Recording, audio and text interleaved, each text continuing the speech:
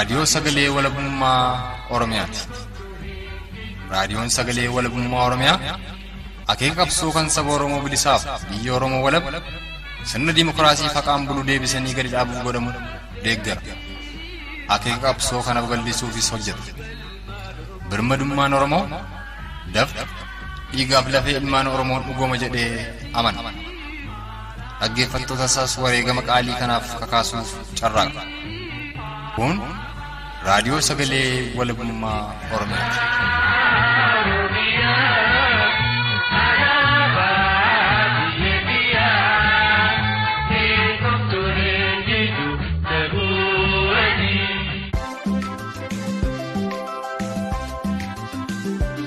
Babaarottoo hordoftootaaf dhaggeeffattoota raadiyoo Sagalee Walabummaa Oromiyaa jaallatamoo attam ooltan sagantaan tamsaasa kallattii raadiyoo Sagalee Walabummaa Oromiyaa dilbata Adoolessa bultii 11 bara 2021 yaayyuu eegale turtiin keessan hanga baay'ee kurfii keenyaatti nu faana haa ta'uuf kan isan hawwatu ana xiiqii dhugaasaatii dhiyaadha. Adoolessa 2021 ganama sa'aatii 1 walakkaa irratti humni addaa Oromiyaa warri ofiin jedhaniif milishaanii qeerroo nama 6 bakka isaan waliin ta'anii taphachaa jiranitti isin waraana bilisummaa Oromoo deeggartu jechuudhaan rasaasatti roobsanii uummanni Oromoo akka uummata Oromootti gabrummaa kana jalaa ba'uudhaaf wanta gochuu qabu waraana isaatti daandii agarsiisu lafa inni beelatti beela baasuu lafa inni dheebotetti dheebuu baasuudha wanti sarraa eegamu. Hayyoonni Oromoo immoo biyya alaaf biyya keessaa jiran qabsoo bilisummaa Oromoo diinna jedhanidha. Ma'uurra qabsoo bilisummaa Oromoo danda'an tubsu yoo dadhaban immoo afaan isaanii qabachuu danda'udha.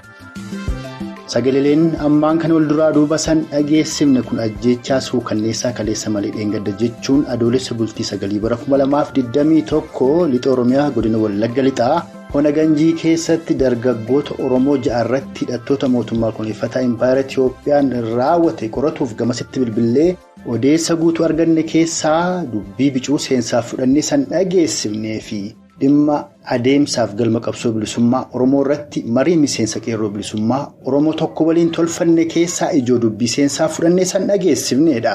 Turtiin keessan agamaa'ee kurfii keenyaatti nu faana haa ta'uuf irra deebi'ee isan hawwataa jalqaba irratti gara lixa Oromiyaa godina Wallagga lixaa Ona Ganjiitti bilbiluudhaan dhimma ajjechaa raawwatee fi qabxiilee garaagaraa irratti marii Oromticha Ona Ganjii waliin tolfanne isiniif dhiyeessuun saganticha saaqannaa itti dhiyaadha.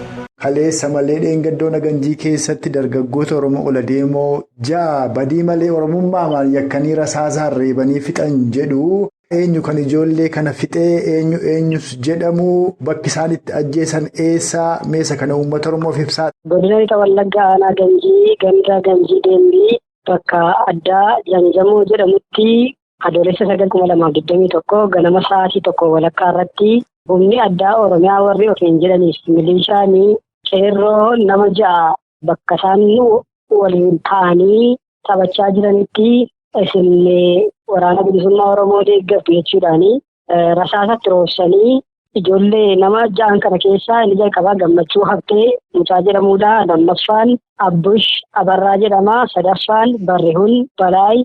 Arfaffaan Ismaa'el Darajjee. Shanaffaan Sambataa Maammoo. Ja'affaan Kidaanuu Bulchaa jedhama. Nama tokkoon isaaniillee kan rasaasa 10 rukutaman jiru. Duudinaan irra dhaabbatanii deddeebi'anii. Ona Ganjii kana keessatti yeroo darbeef ji'a 2-3 dura dargaggoo nama 3 ganda Indiraaroo Wandarii jedhamu keessatti manaa gadi fuudhanii loltuun mootummaa kanaa ajjeesee jira. Nama 2 immoo akkasuma qeerroo nama 2 kaambii warra maayilii Gujii Bittaree jedhamutti qabanii hidhanii mana hidhaadhaa baasanii harka dudduubatti hidhanii rashananii jiru. Akkuma kanaaf baadiyyaa Ona Ganjii kana keessa iddoo adda addaatti yeroo adda addaatti ajjechaa suukanneessaatu raawwataa jira. Ona Ganjii kana godina Lixa Wallaggaa keessaa akka addaatti ilaalu haaluma kanarraa kaasee akkuma waliigalaatti akka hubannaa kootitti egaa isaan ABO jechuun yookaan WBO jechuun uummata Oromoodha. Uummata Oromoo jechuun immoo ABO jechuu waan ta'eef lachanuu Oromoo wanti jedhu kun diina isaanii waan ta'eef lafarraa duguuganii kaayyoo saganteeffataniif ganama ittiin manaa ba'an sana galmaan ga'uudhaaf deemaa jiru. Kanarrattis uummati keenya aanaa ganjii keessa jiru murteeffatee waliigalee bifa danda'ameen dura dhaabbachaa jira. Amma wareegama lubbuutti illee kaffalaa jira. Waraana isaa biras amma danda'ameen dhaabbachaa jira. Dabarsee laadhu jedhee ofiisaatiin wareegamaa jira. Baatii 3 darbe kana keessa Ganjii naannoo Gujii Gattarree jedhamu natti fakkaata maqaa kana na sirreessitu kuufama albuudaa warqee guddaatu jira.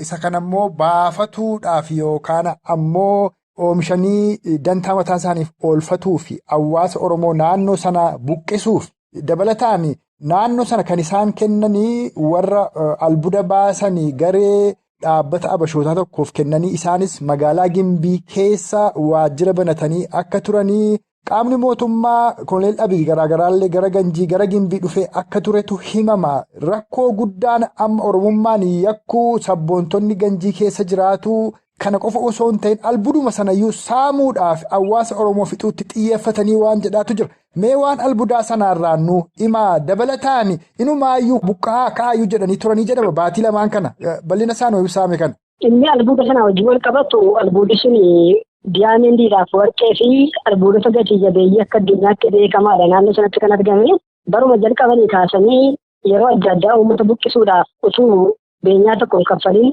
uummata goonsanii waan adda addaan irraa kaasuudhaaf labsii ba'ee jirullee jijjiiranii ittiin uummata goonsanii irraa kaasuudhaaf yaali isaanii godhin hin jiru. Baruma yaadi keessa bara PDRF yeroo cimaa qaban keessallee uummata kanarratti sababii albuuda kanaatiif yakki raawwatamanii hin jiru. Haa ta'u malee si'a tokko daangessanii xumuranii ganda sadii kaasuudhaaf nan yaadadha walgahii kana anillee hirmaadheen jira. Dhalataan achii kan ta'an hojjetaa kan ta'an biyya biraarraa kan hojjetan illee maayibaasii biqiltuu hankorii jedhamutti wal ga'anii dhimma albuuda kanaarratti gaafa dubbatamu mootummaatu seera baasee jaallatanii kaatanii dirqiidhaan isin kaa'umna labsii kabajuu qabdu gaafa jedhan abbaan tokko nan yaadadha galaalchaa tolaa nami jedhamu seerri ati baastuu yoo ciisii naan jedha ta'e ciiseensi du'aareesi jalaan gangaladha malee yookaan seera kee jibbiiftaa.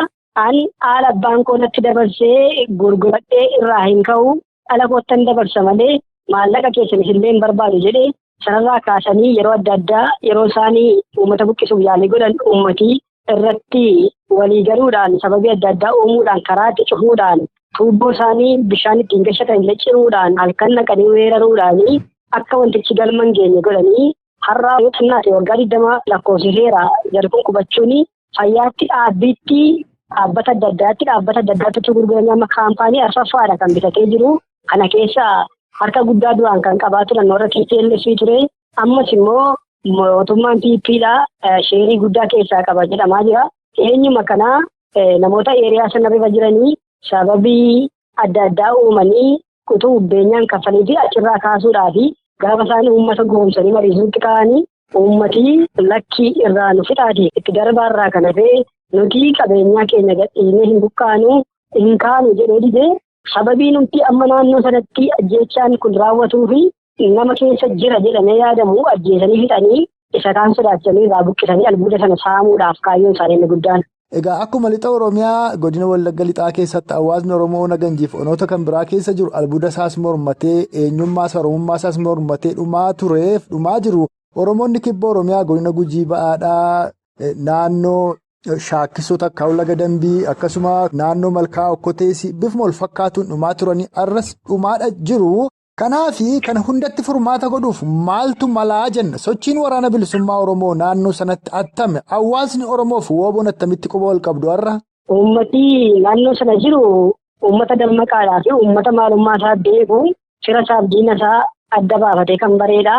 Haa ta'u malee harcaatotii garaadhaaf deeman warra akka milishaa basaasota adda addaa yaa jiraatani malee uummatichi waraana bilisummaa Oromoodhaa ofii isaatii ana jedhee kan kooti jedhee simatee waan danda'ameen deeggaraa jira.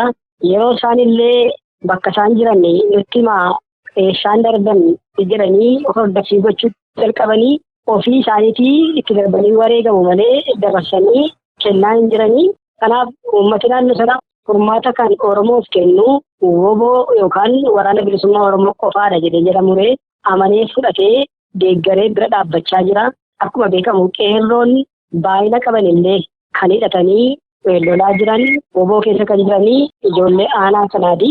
Kanaaf gara fuulduraattis akka nama tokkotti kan hin jedhu uummata Oromoodhaa furmaata fala kan inni qabu tokkoof tokko waraana bilisummaa Oromoo duwwaa jabeeffachuu isaan diina ofirraa buqqisuu ofii hidhachiisuu namni leenjii fedhuu dhaqee leenja'ee diina isaa dura dhaabbatee isa dhumaa ofirraa galagalchuu irraa kan hafe furmaati biraa hin jiru.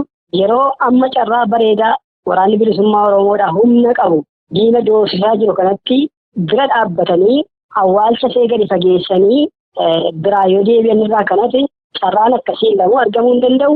Carraa kanatti hin fayyadamu taanaan Oromoon raawwatee lafarraa akka dhabamuuf karoora warra PP kana waan ta'eef uummanni keenya inni leenjii fudhachuu danda'u leenjii inni fudhachuu hin dandeenye waan qabuun meeshaa bitatee silas mana isaatti ajjeefamaa jira. Yeroo isheen ajjeesuu dhuftu lafatti baduurra tokko ajjeesee du'u meeshaa booddetta faallee haa ta'u waan qabuuni tarkaanfii irratti fudhatee ofii isaatiillee of oolchuun dirqama ta'a.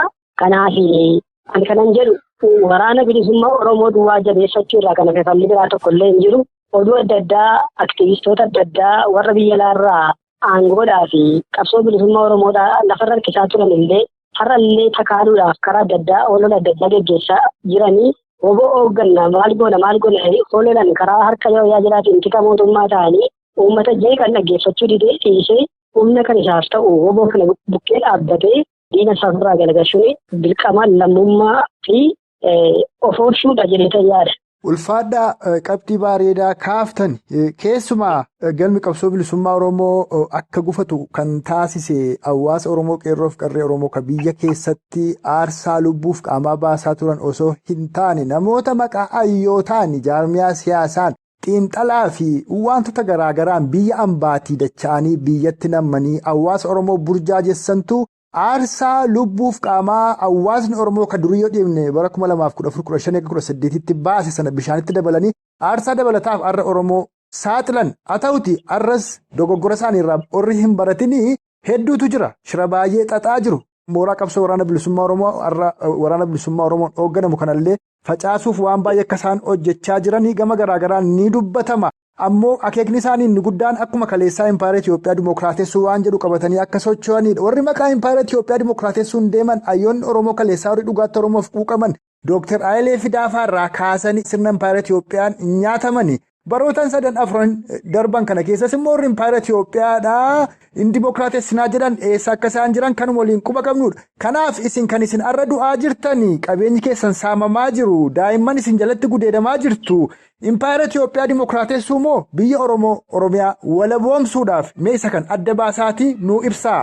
Kuni sagalaadha beekamaadha warri har'a nuti aktivistoota Oromoo hoogganna yookaan beektota Oromootii argeettii qabna jedhanii uummata burjaajessanii warra tokkummaa Itiyoophiyummaa kana faarsanii wajjiniin waliigallee biyya kanaa. Federaalizimiidhaan bushinaa maaloodhaan bushinaa walqixxummaadhaan bushina warri jedhanii faarsanii warrumaa qeerroo goomsee dhiiga qeerrootiin aangootti ba'e wajjiniin shira isaanii adda bilisummaa Oromoo dhabamsiisanii hooggansa bilisummaa Oromoodhaa dhabamsiisanii abbaa qabsoo Oromoo gochuudhaaf yaalii isaa godhaa turan kanaan dura warruma aangoorra jiru kanaa wajjin shira isaan xaxaa turan woboo mooraatti gashanii warra kaan summiidhaan ficcisiisanii.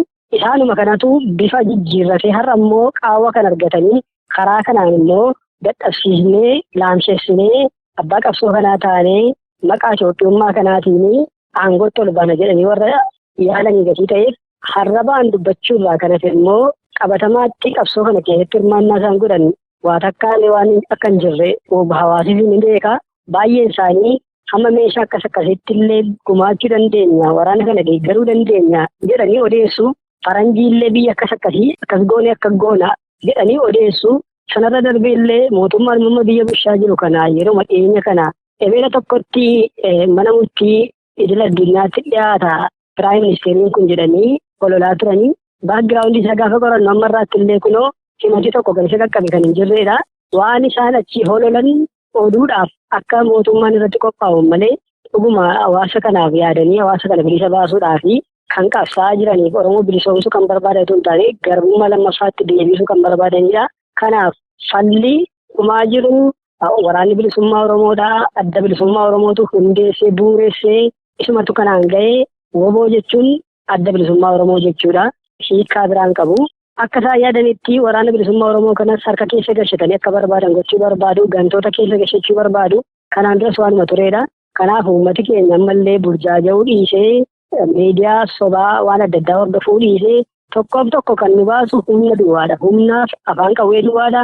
Afaan qawweetiin garboomne, afaan qawweetiin bilisoomna, biyyi jaarsummaadhaan bilisa baate tokkollee waan hin jirreef waraana bilisummaa Oromoo bira dhaabbatee uummati keenya qabsoo isaa finiinsee yeroo gabaabaa gidduutti diina isaa xaragee balleessee abbaa biyyummaa isaa yoo mirkaneesse duwwaadha kan inni lafa kanarra jiraachuu danda'u. Kanuma kana jechuu barbaadu.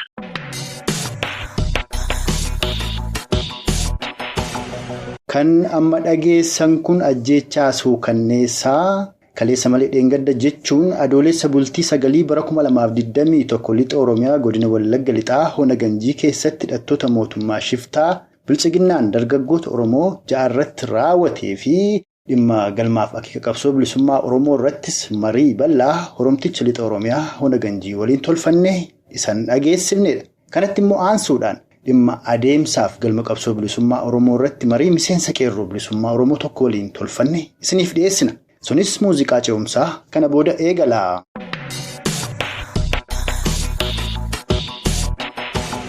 Waggoota arfanii asitti erga maqaa jijjiiramaa dhufeenii uummata Oromoo irratti jijjiiramni addatti dhufee ajjeechaa manni isaa irratti gubachuu, mana keessatti gubachuu, manirraa godaanuu, maatiin isaa diigamuudha.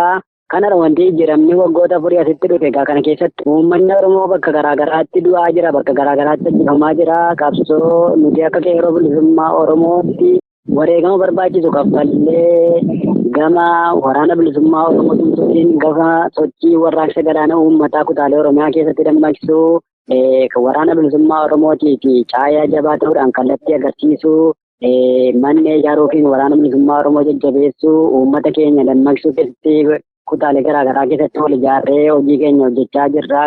Akka kanaan duraatti akka baroota 2014-2015 ta'uu baatus haala gaariirra jirra. Deebinee wal calalee adda wal baataa jira. Qeerroon kaayyoo qabuu fi qeerroon kaayyoo hin qabne kan callisee dhuma deemullee adda wal baatee wal hubannoo guddaatu jira. Amma gaditti deemaa jirru gaarii dhaltiin jedha. Ammoo dhimma kutaalee Oromiyaa kana keessatti muddamsuun jiru. Mootummaan kun mootummaa kufee bososeedha. Mootummicha qofa miti impaarichi iyyuu maqaa isaa qofatu jira malee impaara diigameedha. Haa ta'u ammoo impaarri diigame kun humna Oromootti kanaan duras fayyadamaa turte. Ammas immoo Oromoo of hin hubannetti fayyadamaa jirti.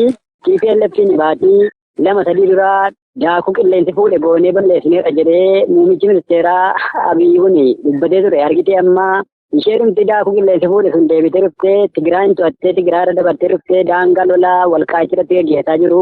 Kanatti hirmaannaa kanatti muddamtuu hamaa kana keessatti Oromoota guuree milishoota garaagaraa bakka kutaalee Oromiyaadha guuree gara naannoo daangaa Amaaraatti geessaa jira. Uummata Walloollee argiteetta yoo ta'e daangaa keessan eeggaddaa jedheetu uummata humnaan dirqisiiseetu geessaa jira. Kana qofa miti kutaalee Oromiyaa garaagaraa keessaa barattoota mana barumsaa keessatti guuruu jalqabeera. Amma godina Qellem Wallaggaatti irraa barattoota mana barumsaa 17ffaaf baratanii mana barumsaa keessatti guureetee of jedhaa jedhanii uummanni iyyataa ture. Wanti ammatti jedhamu kun muddamsuu hamaa keessa jira. Sirni bututee caccabe kun deebisee of utubuudhaa fi deebisee of ijaaruuf jedhee yookaan daangaa lafa Amaaraa deebisuu jedhanii naannoo lafa daangaa walqaa'itii kan gidduu Amaaraa fi Tigiree jiru sana deebisuu irrattitu kadhaa Oromoo achanii achirratti wareegaman taane kaffalchiisuu akkuma lola Eertiraa fi Tigiraay sana argiteetta yoo ta'e wareegama uummanni keenya kaffalaa jira jechuudha. Waan isa ilaallanne keessattidha. Kan immoo qeerroon bilisummaa Oromoo amma dandeettii uummata Oromoo barsiisaa. Waan kana keessatti akka Oromoo hirmaannee lola sana ilaallanne keessa kan seennee uummata keenya hubachiisaa jirra. Kutaalee garaagaraa keessatti qooda keenya ba'aa jirra jechuudha. Egaa bara 2014-15 warraaqsa guddaadha. Aarsaa guddaadha akkasiin baaftanii biyyoonni keessan baay'eetu simbiraa kufe ammoo galmi qabsoo bilisummaa Oromoo aarsaan itti beesuun ni gufate. Sanarraa maal barattan? Gochaan akka sanaa qaama garaagaraan deebi'ee seenee akka ammas isin hin gufachiifneef hojii akkamii hojjetaa jirtu? Sababiin isaas Oromoonni takkaa'uu makoonni bifa garaagaraan yeroo sanatti burjaajii mooraa qabsoo bilisummaa Oromoo keessatti uumanii galmi qabsoo bilisummaa Oromoo akka waan impaayera Itoophiyaa dimookiraatessuu fakkeessanii burjaajii garaagaraa uumanii inumaa sadarkaa Oromoon bilisoomeera jechuun ragaan arras biyya ambaa kanatti bifa ittiin ol ijaaranii deebisanii o'anii dubbatu jalqabantu jira. Inni kun deebii akka hawaasa Oromoon burjaajessinee fi qabsoo aarsaa bifa haaraan itti baasaa jirtan kan akka hin gufachiifneef maaltu hojjetamaa jira? Qaamota akkasiinoo maal jettu akka qeerroo bilisummaa Oromootti? Dhugaadha kun gaaffiin qabu akkuma beektu 2014 gaafa addi bilisummaa Oromoo Eertiraarraa dhimma qeerroo bilisummaa Oromoo sochii fincila diddaa garbummaa irratti ibsee achuma qabsoo keenya butanii argiteetti yoo ta'e galma keenya hanqisanii qabsoo nuti deemaa turree fi gara waan nuyi impaayera keessatti mirga keenya eegsifachuuf qabsaa turre fakkeessanii kun qabsoo keenya butanii wareegama lammaffaa nu kuffalchiisaa jiru. Sanarraa maal hubattan ka jetteefi wanti nuti hubanne guddaan qabsoo keenya keessatti nama jala deemuun akka hin barbaachisne kaayyoo jala deemuun dirqama akka taate qeerroo bilisummaa Oromoon kana gadi jabeessee hubatee jira. Ammoo kana qofa miti. Wanti guddaan amma deemaa jiraati jette biyyoota ambaa kana keessatti dhuguma sitti hima namoonni biyyoota ambaa jiranii faayidaa qabsoo keessatti barbaaddatu baay'een isaanii. Waa xiqqoo tokko godhanii mooraa qabsoo bilisummaa Oromoo tumsa godhanii qabsoo bilisummaa Oromoo irratti deebi'anii dhagaa isaan guurantu caala. Amma sitti himaa dhugaa tokko waan wal dhoksinee bukkeen dabareetu jira. Piroopoozaalli mooraa qabsoo bilisummaa Oromoo diiguudhaaf waraana bilisummaa Oromoo kutaalee garaagaraa jiru zooniilee garaagaraa keessa jiru afaan faajjessuudhaaf yaaliin godhan mana hidhaa qaalittii keessaa ba'aa jira kun haqa tokkoon sitti himee bukkee darba. Namatu piroopozaal godhee mana hidhaa qaalittii keessa ta'aniitu namoota itti fayyadamanii ergataa jiru. Nuu quba qabna. Akka qeerroo bilisummaa Oromoottis waan kana miidiyaa hawaasaa irratti dubbataa jirra. Kan kutaalee Keeniyaa keessa yeroo marsaa 2-3 deebi'ee dhufaa jiru Ismaa'el Gabbisaa Piroofeesar Ismaa'el Gabbisaadhaa jechuudha. Isa qofa miti. Isa duuba eenyutti hiriiree jira kan jedhu kaayyoon isaa maal kan jedhu ni quba qabnaa jechuudha. Kan ammoo boolla tokkotti al 3 hin waraanamnu. Kana gaafa siin jedhu bara 1991 bara chaarteera Leencoo Lataafaa warreen akka Galaasaa Dilboofaa namicha pirezidaantii Itoophiyaa ta'ee du'e kana Nagaasoo Gidaadaa fa'aa warreen gadamtu qabsoo bilisummaa Oromoo gara dabarsee bara sanas waraana bilisummaa Oromoo mooraatti naqee ficcisiise. Bara 2018 jijjiirama dhufe jedhanii waraana bilisummaa Oromoo 870 walirra meeshaan aga girnoofaatti hiikamee waraanni bilisummaa Oromoo mooraatti galee kaan summii nyaachifamee kaan ajjeefamee amma kaan manadhaa keessa jira. Kunoo ammas marsaa sadaffaadhaa fi maqaa mootummaa ce'umsaa yookaan maqaa araaraa jedhuun waraana bilisummaa Oromoo afaan faajjessuu ta'anii Keeniyaa biyyoota garaagaraa keessa deemanii qabsoo keenya hatuuf kan deemaa jirantu jira. Waan wal dhoksinu hin qabnu haqa tokko walitti himnaa namni waraana bilisummaa Oromoo deeggaruun barbaanne tumsuun barbaanne afaan isaa qabatee taa'uu kanarraa kan hafe mooraa qabsoo bilisummaa Oromoon diiga jedhee namni yaadu kana booda yoo jiraate ni yaada malee galma ga'uu hin danda'u. Kan ammoo jala muree haqa tokkoon si himaa galatoomi kanuma gabaabaatti yaade koo. Akka kanaan duraa miti irraa barannee irraa miseensonni qeerroo bilisummaa Oromoo irra jiranis kan isaan beekaniif kan irratti hojjetamaa jiru kanaan dura hawaasni burjaajeetu kaayyoo dhiisee nama jala deemaa ture har'a immoo nama jala osoo hin ta'in kaayyoo jala deemnaa sana beekuun ammoo qabsichi akka hin gufannee fi waan isa jabeessuudha ejjennoon keenya kanaa jette mee kaayyoon ati baantu isa kamii galmi qabsoo bilisummaa Oromoo isin aarsaa baasaa jirtaniif isa kamii inni har'a qeerroon bilisummaa Oromoo baree hawaasa barsiisaa jiru kun isa kamii mee dhaggeeffattoota keenyaaf ibsi. Kaayyoon ani jedhu kun barri waan haaraa miti. Kaayyoon nuti wareegama magarsaa bareedaa haga laggasaa wageetti elemoo qilxuudha haga nadii gammadaatti wareegama qaqqaalii nuti kaabaa kibbaa baadiyaa ilmaan Oromoo ilmaan haadhayyeessaa wareegama qaaliitti kaffalaa jirru kun ifa galaadha. Kana gaafa siin jedhu mirga hiree murteeffannaa keenya daangaa keenya jaallan qaqqaalii dhiigaan sararanii bukkee darban sanatti furmaata gochuu barbaanna. Kana yoo furmaata ittiin godhamu yoo ta'e gaanfa bariikaa Oromoo qofa miti gaanfa bariikaa mataan ishee nagaan argattu. Kan ammoo nagaa biyya gaanfa bariikaa eeguuf Oromoon gaaffii nuti waggaa 150 deebisne kana nu dhaga'uu qabdi addunyaan siin jedha. Kana gaafan siin jedhu nuti haqa barbaanna waan namaan barbaannu saba biraa dhiibuuf miti saba biraatti dhiibbaa geggeessuuf miti nuti garuu akka Oromootti lafa keenya irratti dachee keenya araddaa keenya irratti mataa ol qabannee jiraachuuf waan keenya irratti abbaa ta'uu danda'uutii qabna. Kanaaf nuti wanti nuti deemnuuf ifadhaa beekamaadhaa mirga hiree murteeffannaa keenya keessaa impaayera Itoophiyaa afaan qawween ijaaramte afaan qawween diignee Oromiyaa walabaa ijaaruudha.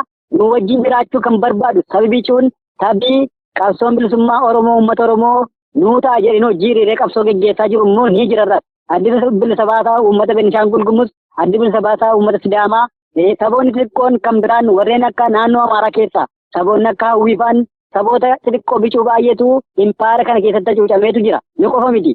Impaayerri kun diigamuu qabdi.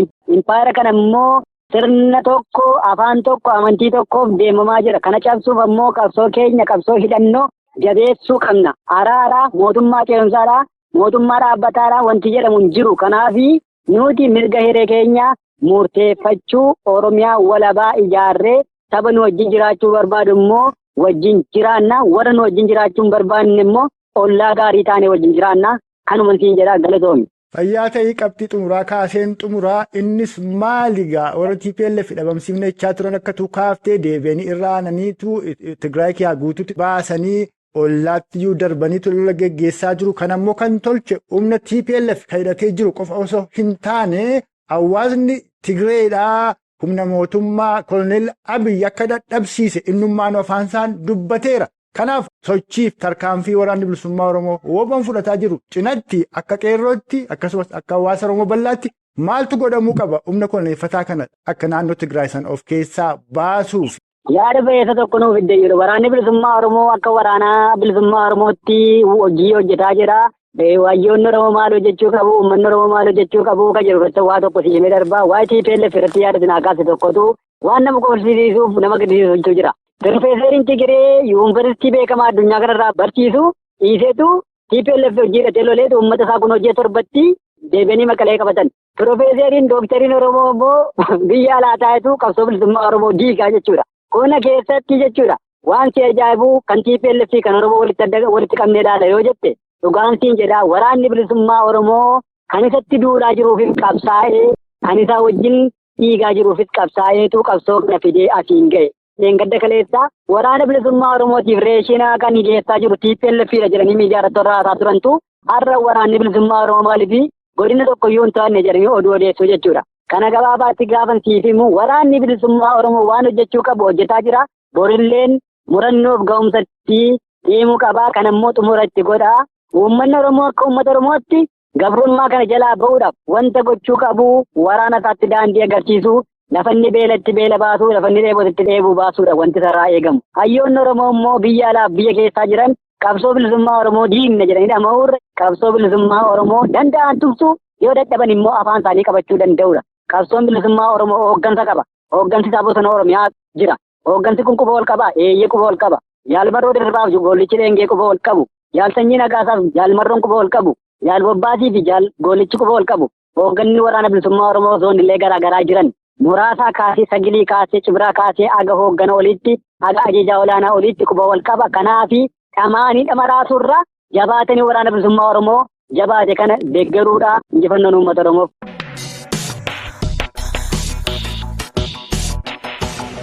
Kan maa'essa irratti san dhageessifne dhimma adeemsaaf galma qabsoo bilisummaa Oromoo irratti marii miseensa qeerroo bilisummaa Oromoo tokko waliin tolfanneedha.